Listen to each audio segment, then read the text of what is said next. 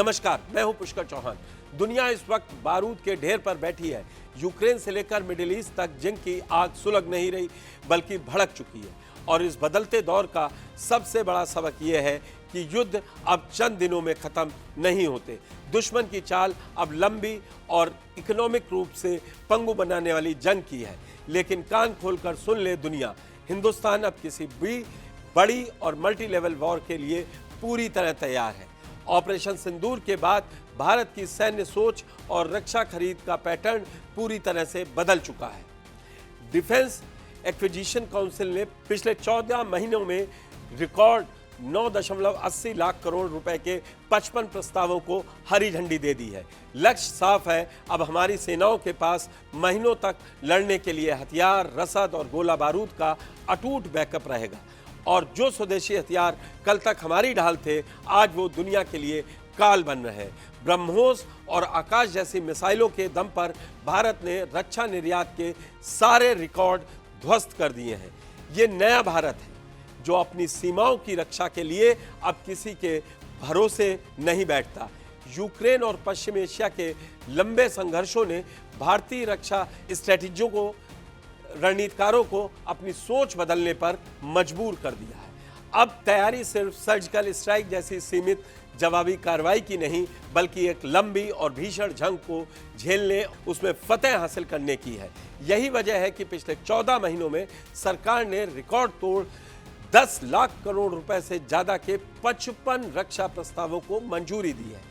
ये कोई आम बजट नहीं, बल्कि भारतीय सेनाओं के आधुनिकीकरण का वो ब्लूप्रिंट है जो आने वाले कई सालों तक भारत को अजेय बनाए रखेगा। हमारा लक्ष्य अब महीनों तक हथियारों की सप्लाई, त्वरित मरम्मत और अटूट रसद व्यवस्था को बनाए रखना है। लेकिन बात सिर्फ रक्षा तैयारियों तक सीमित नहीं है। ऑपरेशन सिंदूर में जब ब्रह्मोस, आकाश, लाइटरिंग, म्यूनिशन और नेत्र जैसे स्वदेशी हथियारों ने अपना बारूदी दम दिखाया तो पूरी दुनिया दंग रह गई। नतीजा आज आपके सामने है। साल 2025-26 में भारत का रक्षा निर्यात 62% की छलांग लगाकर रिकॉर्ड 38,424 करोड़ रुपए पर पहुंच गया है। ब्रह्मोस के लिए फिलीपींस और वियतनाम जैसे देशों से 12,500 करोड़ के सौदे हो चुके हैं। तो अर्मानिया हमारी आकाश मिसाइल के भरोसे अपनी सुरक्षा कर रहा है। आइए अब नजर डालते हैं बड़ी डिफेंस डील पर। 6 बड़ी डिफेंस डील पर मार्च 2025 में 54,000 करोड़ के T-90 टैंक के इंजन के लिए डील हुई।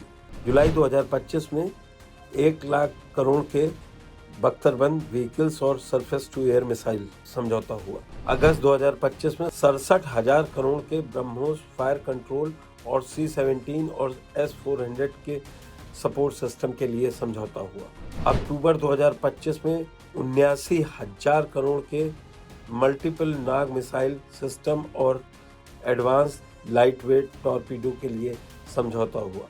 फरवरी 2026 में करीबन 3.5 लाख करोड़ के सैन्य उपकरणों के प्रस्तावों को मंजूरी दी, और जिसमें 114 राफेल सौदे शामिल हैं। जुलाई 2026 में 52,000 करोड़ में जंगी क्षमता निर्माण में बढ़त के लिए समझौता किया। ब्रह्मोस के लिए 12,500 करोड़ से ज्यादा की डील हुई। ब्रह्मोस मिसाइल के लिए फिलीपींस के साथ 3200 करोड़ की डील, वियतनाम के साथ 5800 करोड़ की डील, इंडोनेशिया के साथ करीब 3600 करोड़ की डील, और मलेशिया और थाईलैंड भी ऐसी डीलों के इच्छुक हैं। आकाश 1S air defence system, Armenia को एयर डिफेंस मिसाइल आकाश 1S सिस्टम की डिलीवरी जारी। अफ्रीका और दक्षिण अमेरिका के देशों ने इच्छा जताई है। आकाश NG को लेकर नई बातचीत जारी है। पिनाका रॉकेट प्रणाली आर्मेनिया को डिलीवरी हो चुकी है। फ्रांस ने भी इच्छा जताई है कि वो ऐसी डील करे।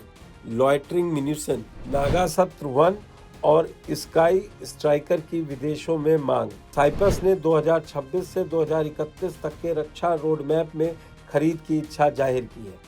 हैरानी की बात यह है कि दुनिया की सबसे बड़ी सैन्य महाशक्ति अमेरिका आज भारत का सबसे बड़ा खरीदार है।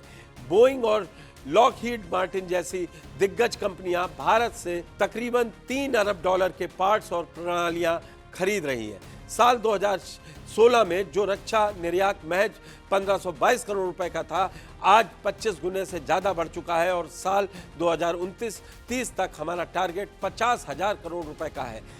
तो साफ है कि चुनौतियों के समंदर को चीरकर भारत अब रक्षा के क्षेत्र में एक ऐसी ग्लोबल सुपर पावर बन चुका है जिसने बीजिंग से लेकर इस्लामाबाद तक हड़कंप मचा दिया है।